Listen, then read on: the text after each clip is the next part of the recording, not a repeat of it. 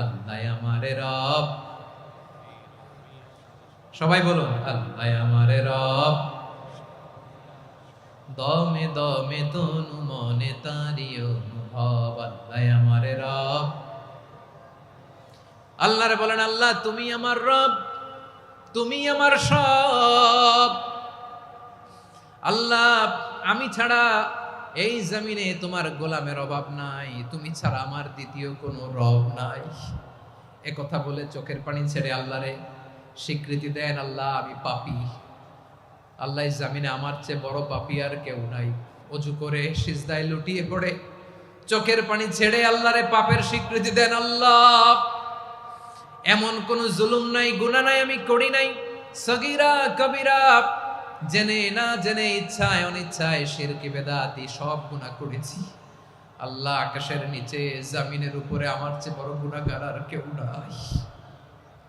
চোখের পানি ছেড়ে আল্লাহরে বলেন, আল্লাহ আমি ছাড়া তোমার গোলামের অভাব নাই, তুমি ছাড়া আমার দ্বিতীয় কোনো রব নাই, তুমি ছাড়া তো কেউ আমার গুনাহ ক্ষমা করার নাই, তুমি আমার রব, তুমি আমার সব। বলতে পারবেন? এই তাকরীর আমার পটুয়াখালীর ভাইয়া, এই স্বীকৃতিটা দেখতে আল্লাহ বড্ড ভালোবাসে। কারণ আমরা সবাই গুনাহগার, আমরা সবাই কি? বিশ্বনবী বলেন, কুল্লুকুম খাত্তাউন, বানি আদম তোমরা সবাই পাপী। সবাই কি? সবাই পাপী। আমরা সবাই পাপী, আপন পাপের বাটখারা দিয়ে অন্যের পাপ মাপি। আমরা যে পাপী এটা ভাবতে মনে চায় না কারো, খালি অন্যের পাপ দেখি আমরা, এটা ভুল। ওর এই পাপ, ও পাপী, ও জালেম, ও জাহান্নামী, এরকম একটা টেন্ডেন্সি। আমার যে কি হালাত এটার খেয়াল নাই। খেয়াল করতে হবে যে আমি সবচেয়ে বড় পাপী, ঠিক কিনা বলেন? পাপ করি নাই এমন কেউ আছি? হ্যাঁ আছি। কেউ না জানলেও জানে কে আমার পাপের ঘটনা? পৃথিবী না জানুক আমি তো জানি, আমি কি পাপ করেছি হায়। ও আমার কলিজার টুকরা ভাইয়েরা, মাথাটাকে নিচু করে জীবনের সব গুনার ফিরিস্তিগুলো একটা একটা করে স্বীকার করে আল্লাহরে বলেন, আল্লাহ আমি পাপী।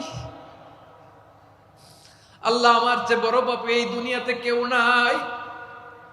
আকাশের নিচে জমিনের উপরে আমার চেয়ে বড় পাপী কেউ নাই। একটা একটা করে আল্লাহ স্বীকার করি আমি পাপী, সব পাপের স্বীকৃতি দিলাম। পৃথিবী না জানুক আমি তো জানি, আমি কি পাপ করেছি হায়। আমার পাপের করলে বিচার, বাঁচার আমার নাই উপায়। দয়াময় তুমি মাফ করো আমায়, মাফ করো আমায়। আল্লাহ তাআলা যদি দয়া করে আমাদেরকে মাফ না করে, আমাদের বাঁচার কোনো উপায় নাই। আপনি কি ভেবেছেন আপনার নামাজ দিয়ে আপনি জান্নাতে যাবেন?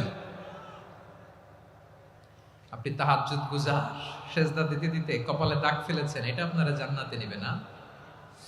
আপনি এলাকার সবচেয়ে বড় হাতেম তাই দানশীল, এই দানের ভরসায় বসে আছেন, কশিন কালো না। আমাদের নামাজ, আমাদের রোজা, আমাদের ইবাদত, এগুলোকে মিজানের পাল্লায় উঠালে কোনো ওজনই হবে না। তবে আমাদের একটা কৌশল জানা আছে, আমরা আল্লাহর রহমতের ভিখারি। আমরা সেদিন আগেই গুনার স্বীকৃতি দিয়ে দেব। আমরা বলবো, আল্লাহ তুমি প্রশ্ন করার আগে তোমার একটা কথা বলি, আমারে কিছু জিজ্ঞেস করো না, আমি সব করেছি।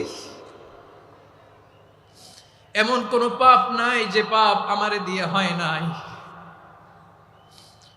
তোমার রহমত দিয়ে তুমি জান্নাতে পাঠাবা, তোমার দয়ায় জান্নাতে যেতে চাই, আমল দিয়ে না। পারবেন বলতে? কিয়ামতের দিন আমরা বলবো, আল্লাহ আমার আমল দিয়ে জান্নাত চাই না, আমি তোমার দয়া দিয়ে জান্নাত চাই। তোমার দয়া ছাড়া আমার কোনো উপায় নাই। কারণ আল্লাহ যদি বিচার করে বাঁচার কারো উপায় নাই। আল্লাহ যদি বলে ফেলেন তুই এটা করলি কেন, ওখানে গেলি কেন, কোরআনে 1000 বার নিষেধ করলাম তারপরেও এই পাপে জড়ালি কেন, এরকম প্রশ্ন ছুড়ে দিলে আমার উত্তর আছে? বাঁচার কোনো উপায় আছে? রোজ হাসরে হে আল্লাহ আমার করুণা বিচার।